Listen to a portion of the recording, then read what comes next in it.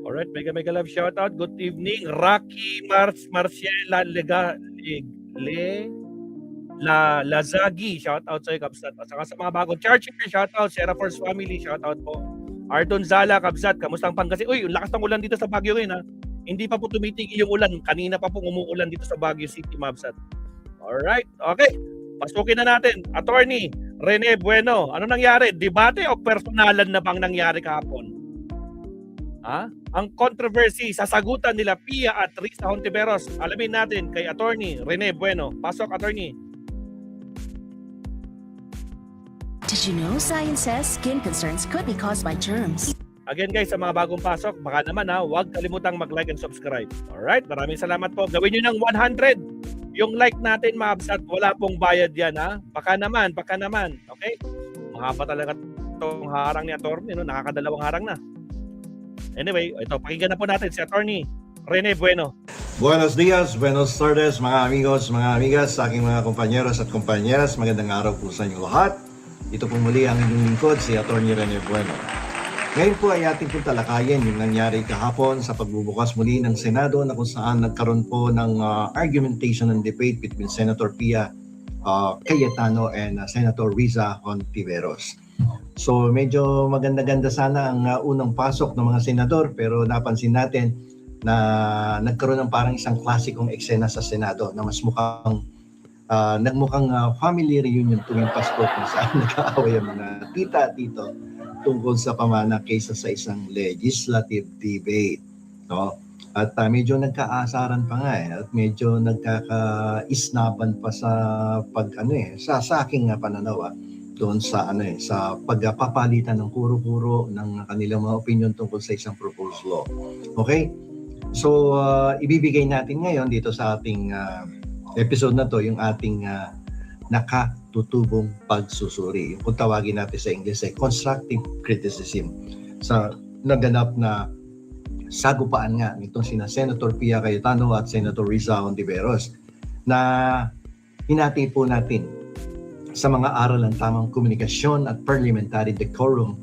Siyempre may kasamang konting bawas stress, no? Hindi mawawala yung may mga katotohanan tayo dito sa episode nang medyo mawala-wala naman ng konting stress dito sa mga nangyayari sa ating bansa, particularly dyan sa Senado na kung ilang linggo ay walang naipasang batas dahil sa mga kaguluhang nangyari na tungkol sa agawan ng leadership sa Senate presidency. Okay?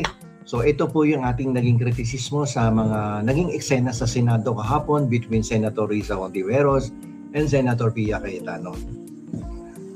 Napansin natin na ang naging pangunahing mitya ng gulo ay yung paulit-ulit na paggigiit na wala sa bilang isang probisyon. Kahit ilang beses na kong ipinaliwanag na nandoon ito. Alam niyo po sa sining ng debate, ang tawag dito ay cognitive shortcut. O kaya naman ay simpleng hindi pagbabasa ng footnotes. So, ang nangyari kasi kahapon, pilit si Senator Pia na wala itong ganito, wala yung ganyan. No? So, lumalabas, kahit nandoon, lumalabas, hindi niya binasa yung mga footnotes. Okay? So, ganito yan Para itong senaryo, no? Sa loob ng bahay natin, madalas mangyari ito. Na kung saan hinahanap ng asawa mo yung medyas niya. Di ba? Tapos sisigaw yan, wala naman dito yung medyas Sabi ko ilabas mo yung medyas di ba? Pero hindi niya namamalayan. Nandoon yung medyas sa ibabaw ng sapatos mismo. Sa ibabaw mismo ng sapatos. Okay, madalas mangyari yan, di ba?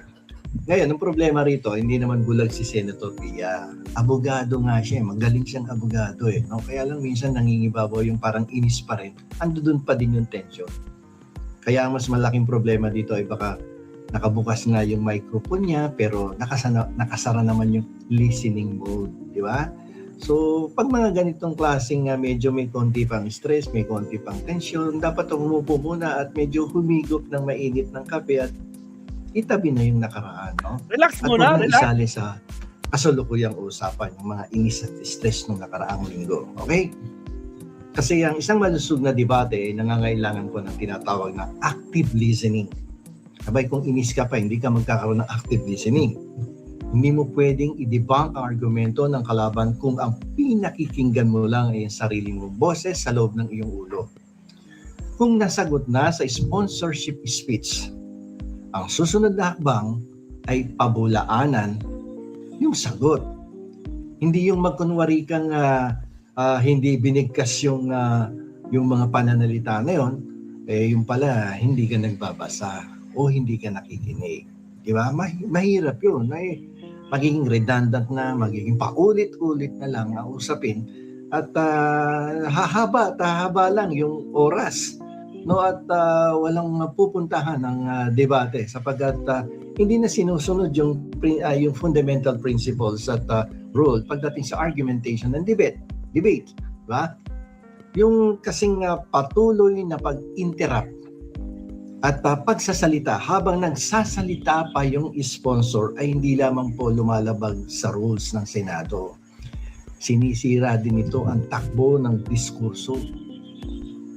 Ang resulta, imbis na ang publiko ay matuto sa nilalaman ng batas, ang natatandaan lang nila tuloy ngayon ay kung sino ang mas mataas ang boses. Delikado yan. Minsan may mga kababayan tayo na minsan hindi rin naiintindihan yung debate dyan sa Senado. Akala nila kung sino yung mas malakas ang boses, yun ang mas magaling. Akala nila kung sino yung mas mahusay mag-English, yun ang matalino. Hindi po nakukuha yan sa lakas ng boses. Hindi po yan nakukuha sa galing sa English. Pakinggan po ninyo yung nilalaman at sustansya ng mga pananalita ng isang senador na nagpapaliwanag ng isang proposed bill or law. Ngayon po, uulitin ko po sa inyo. Ang interpellation po sa Senado ay hindi parang bardagulan sa TikTok Live na kung sino ang mas may pinakamabilis na panat o pinakamalakas na boses, ay siya yung panalo. Hindi po ganyan sa argumentation and debate. At lalong-lalo na hindi po ganyan pagdating sa interpellation sa ating plenaryo dyan sa Senado. May timer po tayo niyan, no? Mga amigos, mga amigas, hindi niyo po kailangang makipag-agawan sa mikropono na parang lashing, no? Sa video okay na ayaw mamigay ng kanta kapag may way na ang tugtog, no? Sa karaoke ba? Hindi pa pwede yun, no? Hindi palakas ng boses, hindi pa sikatan, minsan may mga public officials tayo or elected public official na talaga naman gusto talaga grandstanding. Lalakasan yung boses at gagalingan yung pag-i-English na halos hindi maintindihan ng mga kababayan natin dahil gumagamit na ng mga legal jargon, lalo na kapag abogado yung mambabatas. Abay, akala mo kagaling-galing. Pero kung susuriin mo at pakikinggan mo ng gusto yung posisyon ng kabila, ay hindi pala nakikinig yung malakas ang boses. Varex-B, may sapat na B-complex levels. Tulong para iwas ngalay, Mga Mabsat, sa mga hindi pa po nagla-like, baka naman, Mabsat, like and subscribe po tayo. Maraming salamat. Alam niyo po yung kapangyarihan ng mambabatas ay nasa talas ng argumento. Hindi doon sa dalas ng pagputol sa nagsasalita habang nagpapaliwanag pa. Kapag pinatapos mo ang iyong katalo, mas nakikita ng publiko kung saan may butas ang kanyang lohika. Yung pag-interrupt, no, ay madalas na senyales ng emosyon na nangingibabaw sa rason. Okay? Sa rason. Okay, so nawawala yung rason eh. Hindi yung rason diniguan na rason doon sa Green Hills. Rason, reasoning. Okay? So, dito napakahalaga tuloy ng reputasyon ng isang mababatas kapag ganito ang sitwasyon. Ikaw ba ay kumikilos bilang kagalang-galang na senador o kumikilos ka bilang isang marites doon sa kanto ni Aling Petra? Alam niyo po yung kawalan ng parliamentary courtesy ay hindi lang po issue ng kagandahang asal. Pinabababa nito yung kalidad ng mismong institusyon. Kapag hinayaan ninyong ganyan ng ating mga mababatas, nadidegrade eh. Not only the institution, pati na yung senador. Dito, napansin natin pinuri ng marami si Senator Risa sa pagpapanatili ng kanyang composure. kalmado ang Senator Risa, di ba? Sa ilalim ng isang pressure, sa ilalim ng isang mainit na palitan ng debate at argumento. Habang ang confrontational tone naman ng kabilang panig ay nagmukhang personal na atake, imbis na legislative scrutiny. Diba?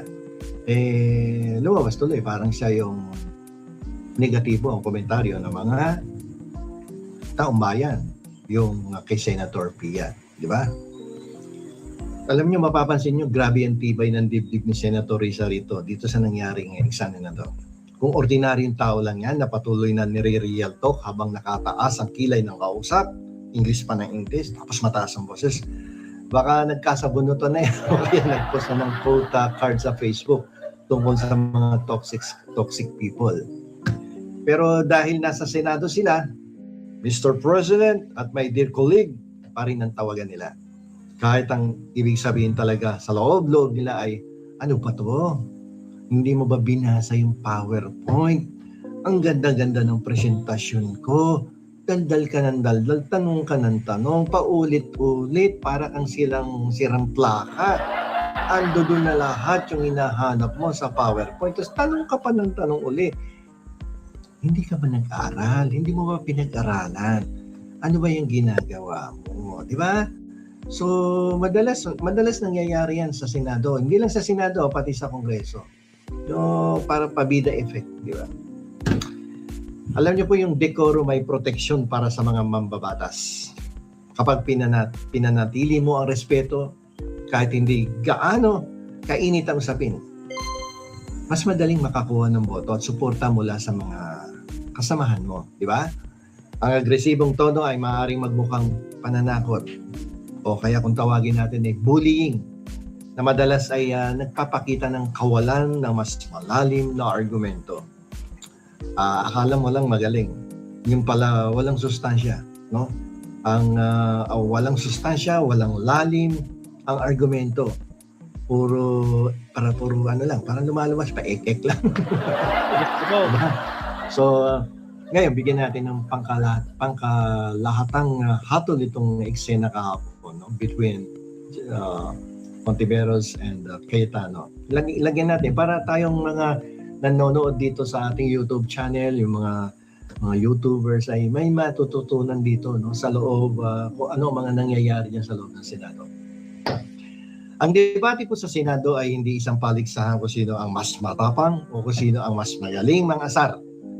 Ang layunin po ng legislative debate ay ayusin ang batas para sa ating mga mamamayan, para sa ating bansa.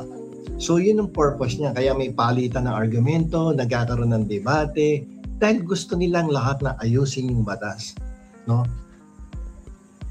Pero iba nangyayari kasi. Ang constructive advice para sa ating mga mambabatas ay ito, no?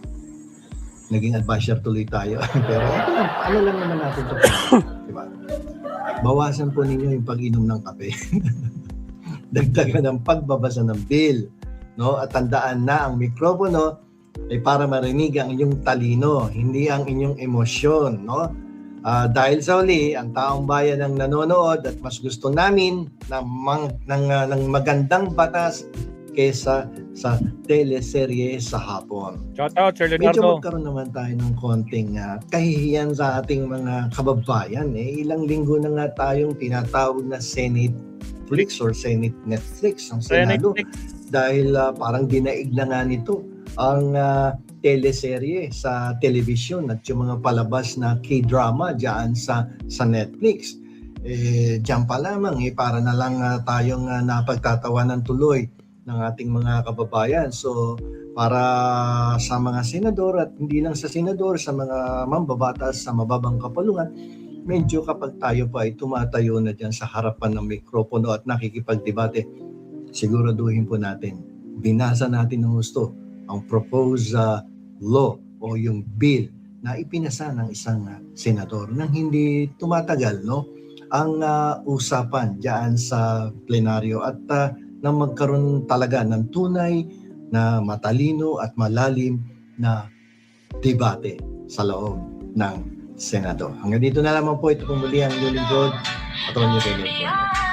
Alright, salamat Attorney Rene Bueno, Mabsat. May natutunan na naman tayo, no? Ito talagang nangyayaring Senate Flix na nangyari. Diyos ko po, bardagulan talaga kahapon. Pero okay lang yan, ganun talaga, Mabsat, no? So again, shoutout sa mga bagong pasok, Sir Leonardo Ansag, kamusta na? Paulan po dito sa Baguio. Nako po, pero mukhang medyo humina ng konti kanina, malakas yung ulan. Alright, mag-second to the last topic tayo. Pag-usapan naman natin itong si Sharon Cuneta, mga kakapsat, galit na galit. Si Sharon Cuneta, Diyos ko po Rudy. O sige, pakinggan natin si Attorney Claire Castro, mga kapsat. Pasok tayo, countdown muna tayo.